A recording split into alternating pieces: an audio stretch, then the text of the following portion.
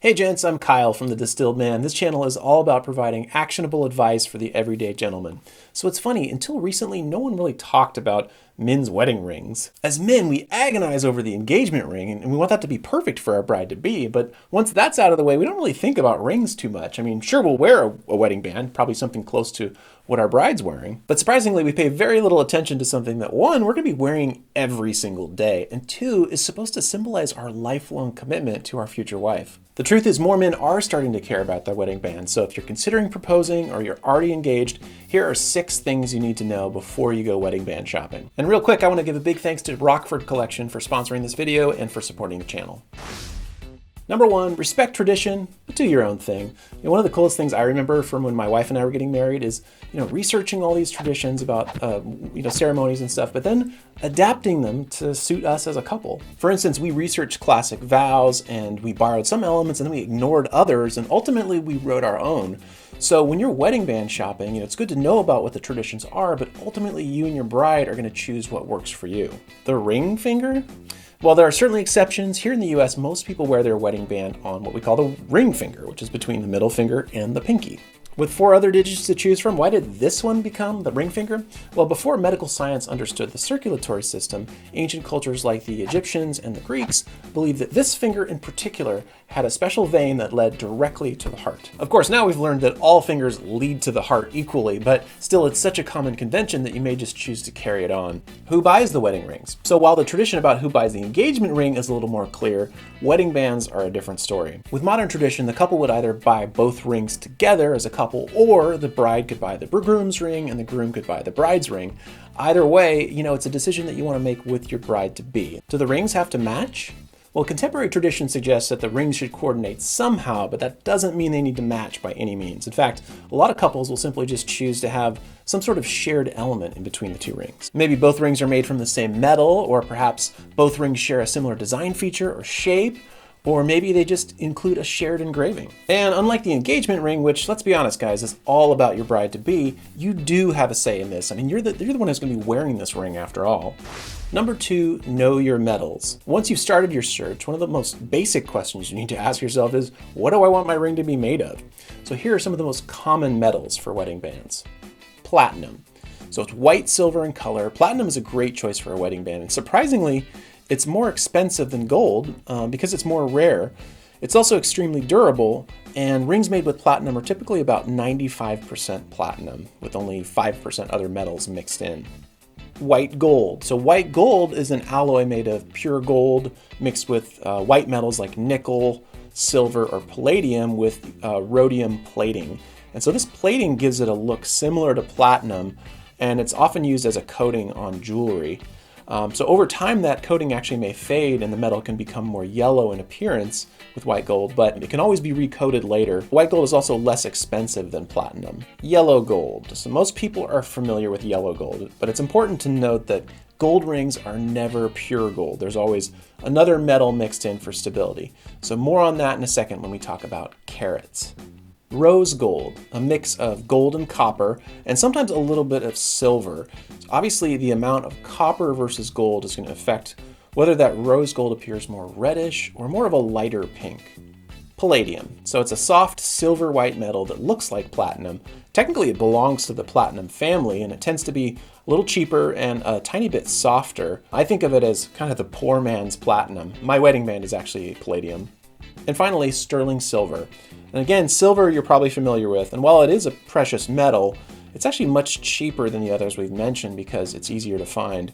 Sterling silver is mixed with copper or other metals to make it more durable, and the appearance ranges from bright white to grayish white. All these precious metals are pretty common for wedding bands, but there's also been a recent trend of going with much less expensive and more unique materials like titanium or tungsten carbide, both of which are really durable, but not necessarily quite as elegant, or even, silicone, which is obviously very casual because it's the same thing that you make kitchen spatulas out of, or even wood. Number 3, know your basic jewelry vocab. So beyond understanding the basic metals, it's helpful to understand a few key terms that you might hear. Because I think a lot of what you're going to be doing when you're shopping for rings is actually asking questions of the jewelers. So it's helpful to speak the language a little bit. Comfort fit versus standard fit. So standard rings are simply flat on the inside, whereas comfort fit rings are a little bit rounded on the inside to conform to your finger. Carats with a C versus carats with a K? Totally confusing, I know. Well, carats with a C is a unit of measure used for diamonds and other gemstones. So a carat is equal to 200 milligrams or 0.2 grams. Now, the only catch is that since diamonds and gemstones have different densities, 1 carat of one stone may not necessarily be the same size as another stone. Carats with a K refer to the purity of gold, and for whatever reason, gold is measured in 24 parts.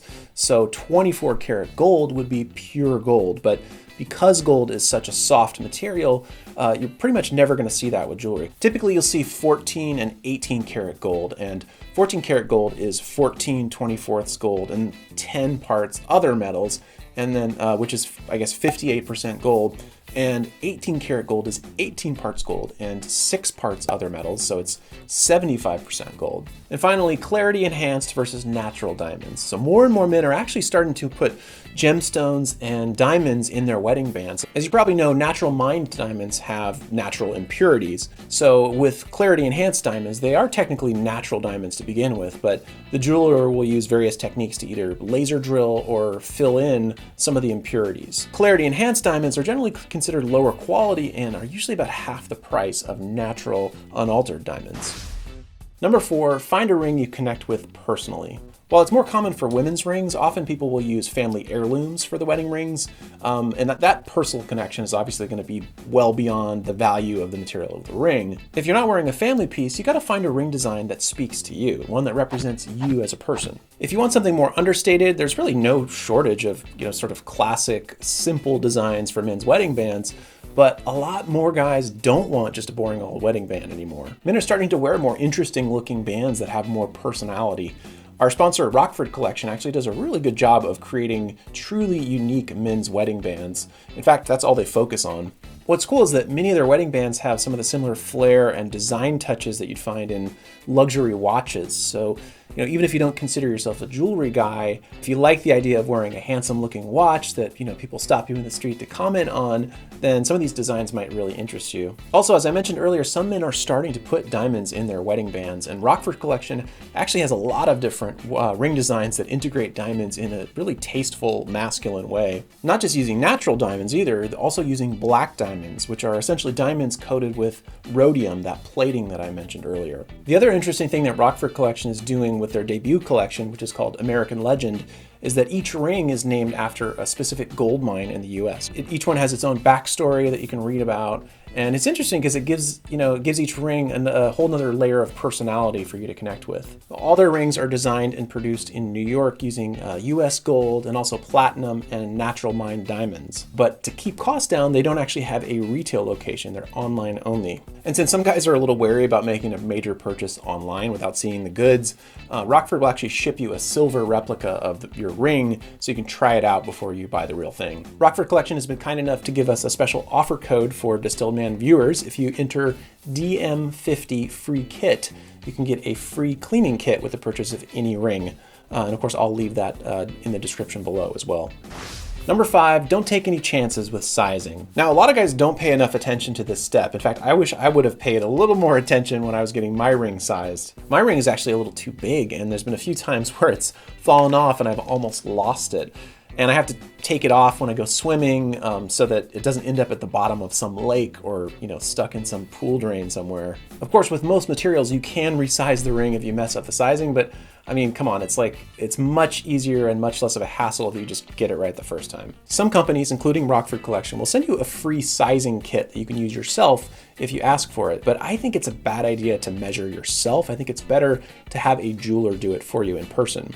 Even if you plan to buy a ring online, you should still go to 2 to 3 jewelry stores in person to get sized by different jewelers. It helps to have multiple opinions because sometimes measurements can vary. Also, it's generally better to go to a smaller jewelry shop and deal directly with a professional jeweler rather than just deal with the sales clerk at the jewelry counter at a larger store. The other thing to remember is that your fingers change size and shape depending on how warm it is. So during the summer, your fingers may actually be a little bit bigger and puffier. And then during the winter, if you come inside into a warm environment, your fingers may also swell up because of the change in temperature. With that in mind, it is better if you can try to get sized when your body temperature is fairly neutral, not one extreme or the other. And obviously, if you can give yourself some time to adjust to the environment before trying the ring on, that helps too. Finally, some men can get false readings if they continue to put the ring on, take it off, put it on, take it off. Does it fit? I don't know. It's much better if you can try it on once and then leave the store and then come back again for another sizing. Number 6, take care of your ring. While many of these rings are made with materials that are really designed to last a lifetime, you still have to exercise common sense so that you don't put your ring through any unnecessary wear. You may just want to take your ring off if you're handling, harsh chemicals or abrasive cleaners or things like that. Same goes with rough outdoor work where your ring might come in contact with hard surfaces and rocks and stuff like that. I generally take off my ring when I'm doing any sort of work, like out in the yard or when I'm going to the gym, just so I don't scratch it on a barbell, because it can be pretty rough on a ring when you're benching like 500 like me. Not. No, but beyond that, it's also good to give your ring a regular cleaning now and then. Get a bowl of warm water and soap and soak your ring for 10 minutes or so. And then use a soft cotton cloth to dry it and wipe away any dirt or oil. And you can also use a soft toothbrush to clean any nooks and crannies. So that's it, gentlemen. 6 things to know before you start shopping for a wedding band. If you like this video, please do me a favor, give it a little thumbs up down there. If you want to subscribe to the channel, you can do that by clicking right about here. If you want a free copy of my ebook, 48 Hour Gentleman, you can get that by clicking right about here. And if you just want to watch another Distilled Man video, you can do that by clicking right about here. So thanks again for watching, and I'll see you soon.